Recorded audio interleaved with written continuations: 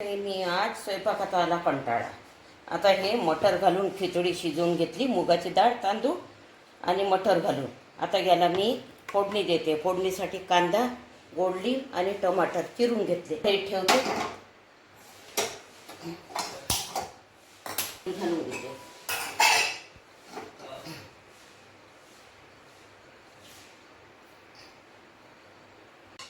रोज रोज वरण भात भाजी पोळ्या खाऊन कंटाळा आलेले, म्हणून म्हटलं आज छान मुगाच्या डाळीची मटर घालून खिचडीच करायची. आता मी याला फोडणी देऊन देते. तेल गरम करायला ठेवलं.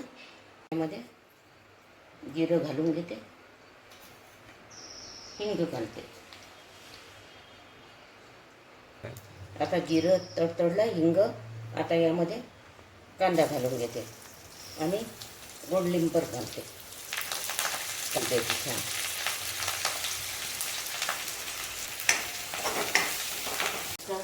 थोडं यामध्ये राई पण घालून घेते. हे बघा,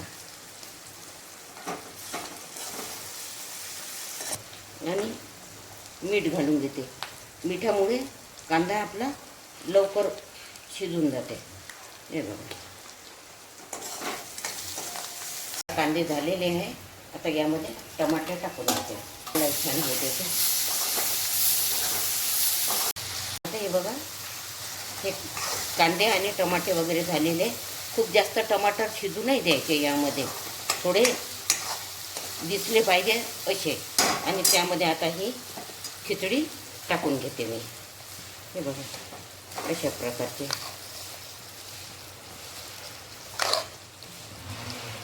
मिक्स करून घेते. आता हे बघा, छान हे खिचडी मटर घालून केलेली छान मिक्स करून घेते या मसाल्यामध्ये. तुम्हाला असा कंटाळा आला किंवा वरण भात भाजी पोळी खाऊ खाऊ कंटाळा आल्यासारखा वाटला तर अशी तुम्ही छान ही खिचडी करून बघा आणि खाऊन बघा. चटणीसोबत, सलादसोबत, कशाही सोबत तुम्ही हे खाऊ शकता. ही माझी खिचडी जर तुम्हाला आवडली असेल माझ्या ग्रामीण चॅनलला सबस्क्राईब करा आणि लाईक करा.